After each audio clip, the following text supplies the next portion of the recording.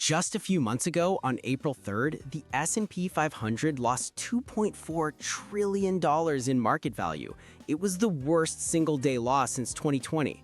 Phones lit up with red alerts. Retirement accounts took a nosedive. The trigger was an announcement from the White House, sweeping new tariffs on nearly all imported goods. The market didn't just dip, it panicked. But a policy announcement, no matter how dramatic, doesn't erase trillions of dollars on its own. It's just the spark.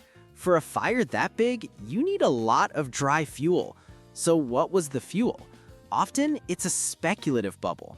Think of the dot-com boom in the late 90s, when companies with no profits were valued in the billions, or the more recent worries about an AI-driven bubble. Investors get caught up in the excitement, the fear of missing out, and prices detach from their intrinsic value. Another type of fuel is excessive leverage, when people borrow heavily to invest, amplifying their bets. That's what made the 1929 crash so devastating.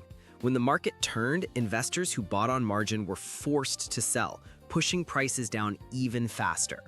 The market becomes a tinderbox, waiting for a match. The tariff announcement was that match. It ignited a loss of confidence. And that's when human psychology takes over. We are wired for herd behavior. When you see everyone else running for the exit, your first instinct isn't to check the fire map, it's to run. Investors start panic selling, not based on careful analysis, but on raw fear. They sell because everyone else is selling, creating a self-fulfilling prophecy. A small dip becomes a steep slide. And today, that human stampede is supercharged by technology. On Black Monday in 1987, automated computer programs designed to sell stocks when they hit a certain price accelerated the crash. Now, high-frequency trading algorithms execute millions of orders in microseconds. They can react to news and amplify selling pressure faster than any human ever could. This creates a vicious feedback loop. Falling prices trigger automated selling, which causes prices to fall further, triggering even more selling. It's a digital avalanche. But then, just as quickly as it began, the panic subsided. By the second week of May, the market had recovered. Why? Because central banks like the Federal Reserve stepped in. They act as the financial system's firefighters, promising to provide liquidity, essentially cash, to prevent the system from seizing up.